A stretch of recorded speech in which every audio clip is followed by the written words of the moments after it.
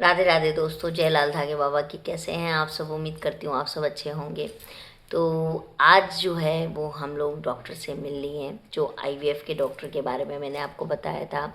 आज हमारी मुलाकात हो गई। हम सुबह 5 ही बजे रांची के लिए निकल गए थे, बाय कार, अपनी कार से गए थे और हम लोग 9 बजे तक क्लिनिक में थे। डॉक्टर ने वैसे हमको 10 साढ़े 10 का टाइम दिया था, लेकिन हम बहुत पहले पहुंच गए थे, तो नाश्ता वगैरह हमने फिर कर लिया था और उसके बाद में हम डॉक्टर से मिल लिए। डॉक्टर बहुत अच्छी थी कि हमको बहुत टाइम दिया उन्होंने, 1 घंटा तो दिया उन्होंने हमको बातचीत करने में। उन्होंने मेरी काउंसलिंग की कि पास्ट का क्या था, सेक्सुअली कितना आप लोग एक्टिव हैं, सारा कुछ एक एक चीज़ उन्होंने पूछा और उसके बाद में उन्होंने मेरी सारी रिपोर्ट देखी और ये देखे मेरा आईवीएफ का फाइल बन गया है। और अब मेरी आईवीएफ की जो जर्नी है वो आज से स्टार्ट होती है और मैंने पूरे पूरे 6 महीने लिए हैं आईवीएफ करवाने के लिए। 6 महीने इसलिए लिया है क्योंकि मैं आपको मेरे बारे में इंट्रोडक्शन पहले दे दूं कि मैंने पैथोलॉजी किया हुआ है, diploma in medical lab technician and bachelor in lab technician, और मैं 7 ईयर का मुझे वर्किंग एक्सपीरियंस भी है। साथ ही साथ मैंने डाइटिशियन इन मेरिट यूनिवर्सिटी से किया है। तो इतनी पढ़ाई तो की है कि मुझे नॉलेज हो, और प्लस मैं ग्रेजुएट हूँ जूलॉजी ऑनर्स से। तो मेरा जो स्ट्रीम है वो मेडिकल ही है, तो मुझे समझ तो आता है कि क्या करना चाहिए क्या नहीं करना चाहिए, है ना। तो आज डॉक्टर से मिली, बातचीत हुआ और डॉक्टर ने मेरी रिपोर्ट देखने के बाद में मुझे कुछ नसीहत भी दी है। कुछ करने के लिए बोला गया है, कुछ नहीं करने के लिए बोला गया है। तो सबसे पहले उन्होंने जो हमको टेस्ट लिखे थे वो मेरे को तो लिखे ही थे, मेरे हस्बैंड को भी उन्होंने लिखा था, क्योंकि हमारी मोबाइल में वीडियो कॉलिंग के थ्रू हमारी 2 बार बातचीत हो चुकी है। करीब करीब 10 दिन से मैं उनसे कांटेक्ट में हूँ। तो मैंने अपॉइंटमेंट पहले ही ले लिया था उनसे आज का, तो हम लोग मिल लिए उनसे जाके। तो मेरे हस्बैंड की तो सारी रिपोर्ट नॉर्मल आई है। जो गलती, जो थोड़ा बहुत मिस्टेक आ रहा है वो मेरे रिपोर्ट में आ रहा है। और मुझे पहली बार पता चला कि मेरा मिसकैरेज इतनी बार क्यों हुआ। तो प्रोलैक्टिन एक तो बड़े होने की वजह से मिसकैरेज हुआ, और प्लस मेरा डायबिटिक जो है वो एक 1.5 साल से प्री डायबिटिक में मैं हूँ। तो वो भी जैसे मेरा प्रेगनेंसी कंसीव होता है ना, तो मेरा डायबिटिक हिट करता है। ये भी मुझे आज पता चला। तो मुझे समझ आया कि अच्छा, मेरे मिसकैरेज होने के कारण ये सारे रहे हैं। हार्मोनल इम्बैलेंस, तो उन्होंने बोला कि 99% वुमेंस के अंदर हार्मोनल इम्बैलेंस की समस्या होती है। तो इसमें आपको टेंशन नहीं लेना है, ये हम लोग इंजेक्शन और मेडिसिन से इसको हम लोग कर देंगे। अब कुछ सवाल आप लोगों ने मुझसे पूछे थे, तो वो सवाल भी मैंने डॉक्टर से पूछे कि मैम क्या हो सकता है, क्या पॉसिबिलिटीज़ हो सकती है। तो जैसे कि कुछ सवाल मुझे पूछे गए थे कि जिसका अगर 0 AMH है तो क्या उसकी प्रेगनेंसी हो सकती है, और बिना अंडे डोनर एग के, या जिसके नील स्पर्म है उनके बिना डोनर के हो सकता है तो नहीं हो सकता है।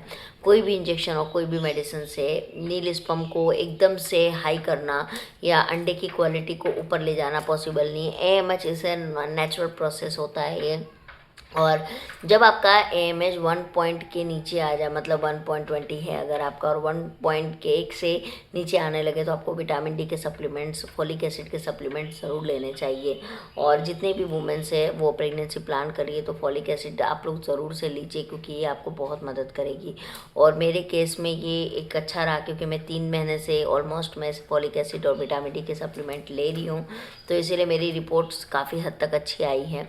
अब डॉक्टर ने मुझे कहा कि देखो, सफल होना कुछ लक होता है, लेकिन 90% डॉक्टर और पेशेंट के हाथ में होता है। पहली बात है कि बहुत सारी वुमेन्स ना पैनिक कर जाती है, मतलब आईवीएफ के नाम से डर जाती है ना। तो यहाँ पे आपको पैनिक नहीं करना है। दूसरी बात है, आप ये सोचो कि आप एक सिंपल गायनेकोलॉजिस्ट को दिखा रहे हो और सिंपल आप ट्रीटमेंट ले रहे हो, आपको ये सोचना है, ना कि आप इसको कोई हैवी प्रोसेस में जाके सोचिए। तो ये भी बात बिल्कुल सच है, क्योंकि मैं जब तक नहीं मिली थी तो मेरे दिमाग में बहुत सारी चीज़ें ये चल रही थी, लेकिन जब मिल लिया तो मेरा मन बहुत हल्का हो गया इन सारी बातों को जान के। और मेरे अंदर जितना भी डर था ना दोस्तों, मैंने बेझिझक डॉक्टर से पूछा। और आप लोग भी जब भी डॉक्टर से मिलते हो ना, आप लोग आपके मन में जो भी क्वेश्चन आता है उसको पूछिए जाके। वो नहीं बुरा मानेगी, क्योंकि आप उनको फ़ी पेड कर रहे हो, आप पैसे दे रहे हो आप उनको, तो वो क्यों बुरा मानेगी। तो मैंने उनसे पूछा, तो डॉक्टर ने मुझे को सभी आंसर दिया। प्लस मेरे साथ कोई दिक्कत ऐसा नहीं है। उन्होंने मुझे अभी भी एक ही चीज़ बोला है कि आंचल, पता है तुम्हारा, पता नहीं क्यों बार बार आज इसकी आ रही है, तुम्हारा ना नेचुरल कंसीव होने के बहुत अच्छे चांस है, क्योंकि तुम्हारा कोई दिक्कत, ऐसा कुछ खास दिक्कत तुमको दिख नहीं रहा है, तुम्हारा पीरियड भी ठीक है, तुम्हारा सब कुछ ठीक है। तो तुम्हें, मुझे नहीं लगता है कि तुमको ना आईवीएफ जैसी चीज़ में जाने की बहुत ज़्यादा ज़रूरत पड़ेगी। देखना तुम्हारा नेचुरली कंसीव हो जाएगा। लेकिन उसके लिए मुझे कुछ चीज़ें उन्होंने बताई है कि आपको ये चीज़ नहीं करना है और ये चीज़ करना है, तो वो चीज़ अब मैं फॉलो करूँगी। उन्होंने मुझे अपनी एक डाइट चार्ट की लिस्ट वो बोली है कि मुझे शाम तक या कल सुबह तक वो मुझे मेल कर देंगी कि मुझे क्या डाइट लेना है और क्या नहीं करना है।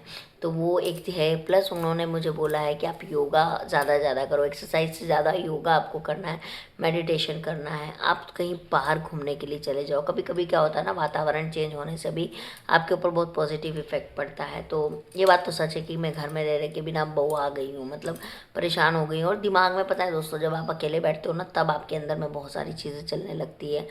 तो ये बात तो सच है। और स्ट्रेस लेवल तो ऑब्वियस सी बात है, मेरा क्या, जितनी भी औरतें हैं जो माँ नहीं बन पा रही, उनका स्ट्रेस लेवल एकदम हाई लेवल पर होगा। तो इसीलिए हमने 6 महीने का बिल्कुल समय लिया है। और सर्दियों के मौसम में जब आप आईवीएफ करवाते हैं तो उसके चांस थोड़े से ज़्यादा होते हैं गर्मियों के अकॉर्डिंग।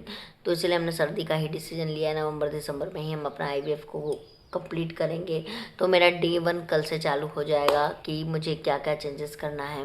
और मुझे चाय तो बिल्कुल एकदम सख्त मना है, जो कि हम बाबा की वजह से वैसे भी चाय नहीं पीते हैं। नॉनवेज में मुझे बोला गया कि आपको प्रोटीन बहुत ज़्यादा लेना है, लेकिन मैं नॉनवेज फिर भी नहीं खाऊंगी। मैं पनीर या सोयाबीन्स, जितने भी सीड्स होते हैं ना, उससे मैं प्रोटीन लेने की कोशिश करूँगी, फाइबर लेने की कोशिश करूँगी। और कार्बोहाइड्रेट नहीं खाना है, कार्ब्स बिल्कुल नहीं लेना है। तो आपको पता है मैं राइस बहुत कम खाती हूँ, मतलब मंथ में एक बार मैं राइस खाती हूँ। तो इसीलिए मेरी डाइट की वजह से उन्होंने बोला कि तुम्हारा हेल्थ बहुत अच्छा है, तुम्हें अभी भी इतनी प्रॉब्लम नहीं है। तुम्हारा फाइब्रॉइड ठीक होने का भी रीज़न यही था कि तुमने डाइट शुरू से बहुत अच्छा रखा है। तो अच्छा लगा सुन के कि चलो, जो हम मेहनत करते हैं वो बेकार नहीं जाता, हमारे शरीर के अंदर कहीं ना कहीं वो काम कर रहा होता है। तो ओवरऑल बहुत अच्छा एक्सपीरियंस रहा मेरा। और देखते हैं अब आगे क्या होता है, डे बाय डे जैसे जैसे जो जो चीज़ होगा मैं आप लोगों के साथ शेयर करूँगी। और हाँ, एक चीज़ मैं बोलना चाहूँगी कि मुझे एक लेडी ने कमेंट किया था कि आप इतनी सारी चीज़ें क्यों शेयर करती है, लोगों की नज़र लग जाती है, वट एवर। तो मैं एक चीज़ बता दूँ यार, कि नज़र तो ना, इस इधर जो बैठे हैं ना मोबाइल के इस तरफ में, जो मुझे देख रहे हैं, सब अनजान है मेरे लिए। कौन गांव का, कौन शहर का, कौन रिश्तेदार, सब अनजानी है यार। कोई कभी भी कुछ भी नज़र लगा सकता है। और जिन्होंने ये बात बोली है वो खुद नज़र लगा सकती हैं, क्योंकि आप देख रहे हो, आपके मन में ये थॉट प्रोसेस आया, किसी के मन में ये थॉट प्रोसेस नहीं आया। दूसरी बात है, मेरे घर में मेरे रिश्तेदार हो, मेरे मदर फादर हो, मेरे ससुराल में फैमिली हो, सबको पता है कि मैं मेडिकल बैकग्राउंड से हूँ। और सबको पता है मैं वीडियो बनाती हूँ। और मेरे को लाइक सब्सक्राइब मेरे पूरे ख़ानदान वालों ने कर रखा है। तो ऐसा नहीं है, मेरा वीडियो किसी से छिपा हुआ नहीं है, सब जानते हैं। और मैं शादी नहीं कर रही हूँ दूसरे की, मुझे शर्म आएगी, मुझे डर लगेगा। मैं आईवीएफ कर रही हूँ। और आपको एक चीज़ बता दूँ कि गांव वालों की मानसिकता इतनी ख़राब नहीं है। गांव के भी लोग आज के डेट में, उनको भी सब कुछ पता है कि ऐसा होता है।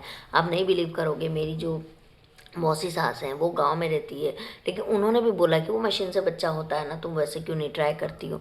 तो ऐसा नहीं है यार, कोई गांव के लोग भी पिछड़े हुए आज के टाइम में नहीं है, और ना कोई है। तो आप ये मेंटेलिटी पे बात मत करो। और मेरे तो पूरे ख़ानदान जानता है कि मैं वीडियो बनाती हूँ, तो इसकी तो टेंशन आप लो ही मत। अब रही बात कि मुझे क्या दिखाना है क्या नहीं दिखाना, तो वो मुझे पता है। आप मुझे इतने नसीहत मत दीजिए, मुझे मालूम है मैं जो वीडियो बना रही हूँ मैं एजुकेशन पर्पज़ से बना रही हूँ, कि लोगों को बहुत सारी फीमेल है जो बात नहीं करती है प्रेगनेंसी पे, आईवीएफ पे बात नहीं करती है। तो मैं चाहती हूँ आप लोग बात करो, आप लोग अपनी समस्या रखो, तभी तो किसी को पता चलेगा कि आपको क्या प्रॉब्लम हो रही है, आपको क्यों नहीं हो रहा है। और मैं एजुकेशन के लिए वीडियो बना रही हूँ। अगर मेरी लाइफ और मेरी जर्नी दिखा के अगर कुछ लोग मोटिवेट होते हैं या कुछ लोग इंस्पायर होकर उनके बेबी हो जाते हैं, तो इससे बड़ा और अच्छी चीज़ क्या हो सकती है। तो आप, कुछ लोग ना बहुत कंसेक्यूटिव माइंड के होते हैं, उनको लगता है कि नहीं मैं क्यों बताऊँगी। मेरा नहीं है, क्योंकि मैं मेडिकल बैकग्राउंड से, मेडिकल वाले वैसे भी बहुत ओपन माइंडेड होते हैं। तो इसीलिए ये चीज़ें मत बोलिए, क्योंकि मेरे को तो फ़र्क नहीं पड़ता है। और पहली वाली आंचल दीदी मैं हूँ भी नहीं कि मेरे को कोई समझा देगा मैं समझ जाऊँगी। मैं करती तो वही हूँ जो मुझे करना होता है। तो अगर आपको मेरी जर्नी से कोई फ़ायदा हो तो अच्छी बात है, नहीं होगी तो कोई बात नहीं है। फिर मैं देखूंगी मुझे क्या करना है। पर हाँ, वीडियो तो मैं बनाते रहूँगी और बनाना मेरा काम है ना। तो चलिए दोस्तों, फिलहाल तो मेरा डॉक्टर का फर्स्ट मीटिंग हो गया है। 10 दिन की मेडिसिन मुझे दी गई है। इंजेक्शन मुझे आज एक लग चुका है, अब 10 दिन के बाद वापस लगेगा। वापस रांची आना जाना होगा, अब तो रांची आना जाना मेरा लगा रहेगा। तो चलिए मैं मिलती हूँ आप लोगों से बहुत जल्दी एक नए वीडियो में। रख लेती हूँ सारे बैग में, बहुत इंपॉर्टेंट है एक एक रिपोर्ट भाई। ये बहुत हज़ारों रुपए लग गए मेरे को ये रिपोर्ट्स करवाने में, मतलब मत पूछिए।